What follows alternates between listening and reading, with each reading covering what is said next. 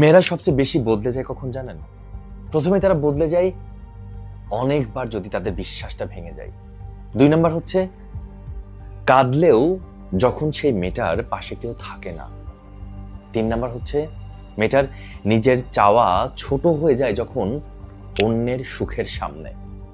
Number 4 হচ্ছে ভালোবাসা পেতে গিয়ে যখন সে সম্মান হারায়।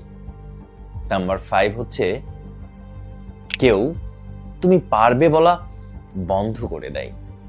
নাম্বার 6 হচ্ছে জীবনের ছোট ছোট আনন্দগুলো যখন তার ত্যাগ করতে হয়।